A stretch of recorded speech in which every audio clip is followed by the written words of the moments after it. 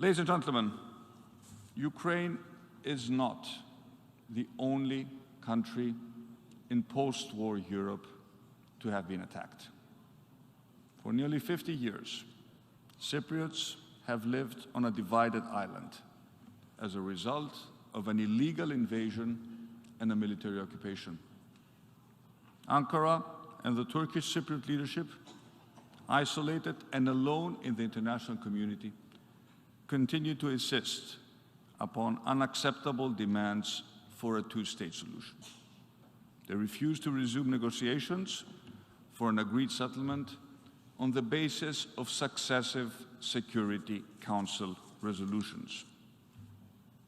Greece strongly supports both the Secretary General's efforts to resume negotiations for a mutually acceptable settlement and the confidence-building measures proposed by the President of the Republic of Cyprus, Mr. Nikos Anastasiadis.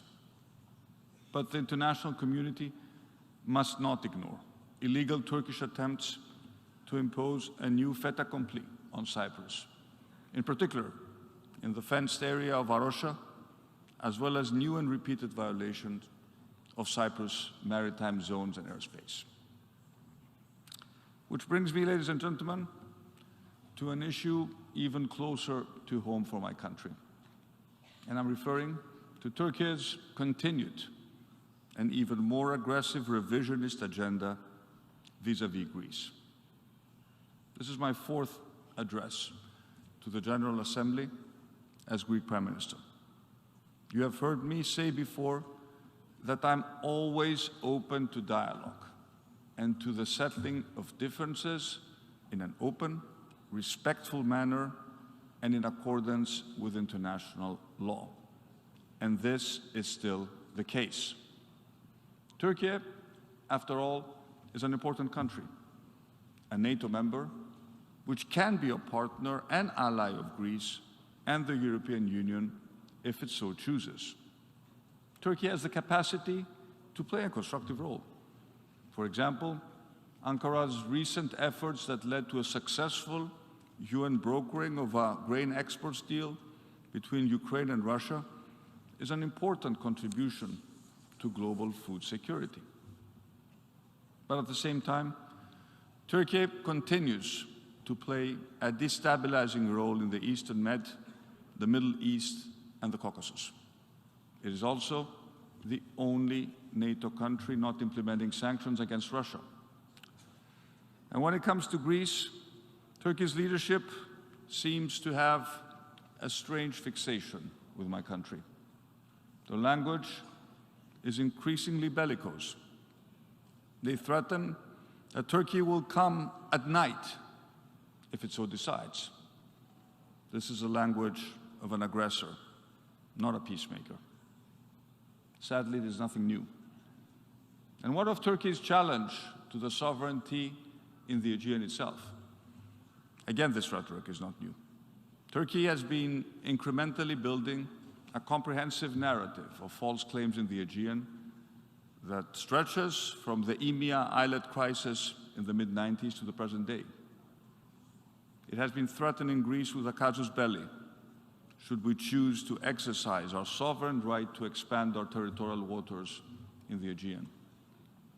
And this narrative has unfortunately culminated in Turkey's preposterous challenge last year of Greek sovereignty over the eastern Aegean islands, including large islands such as Chios and Rhodes, a sovereignty which was established by international treaties 100 years ago. And what is particularly alarming is the growing intensity of the threat.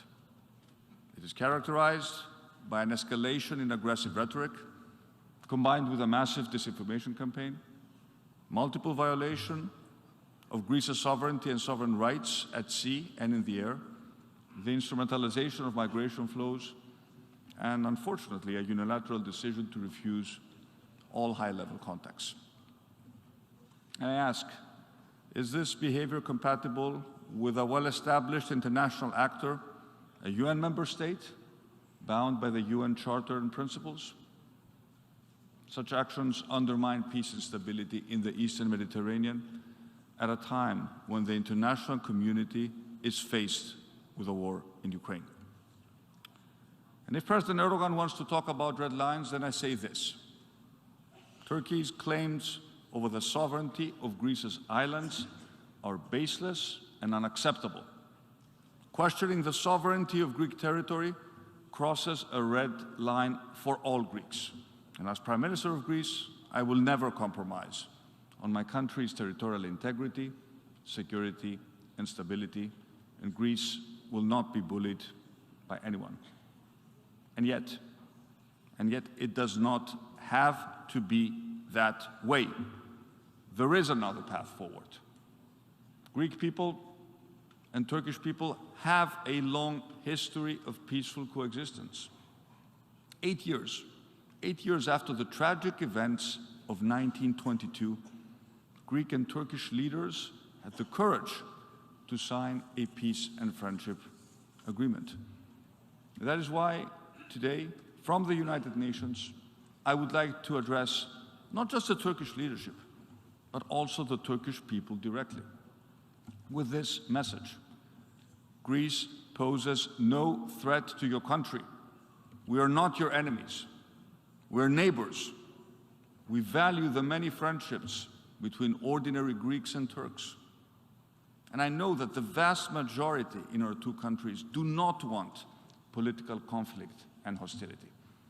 So let us move forward in a spirit of cooperation and friendship, with mutual respect and in accordance with international law. Let me also make a specific reference to the tragic migration situation in the Aegean.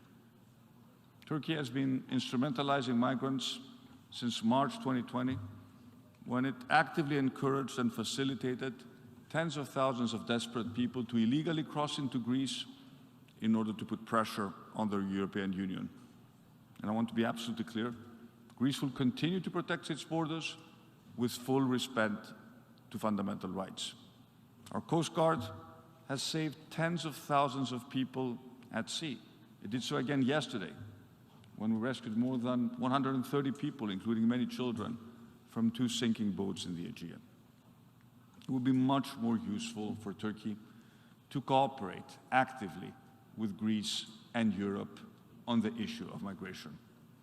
After all, the boats carrying the same desperate people President Erdogan keeps referring to leave the Turkish coast in broad daylight.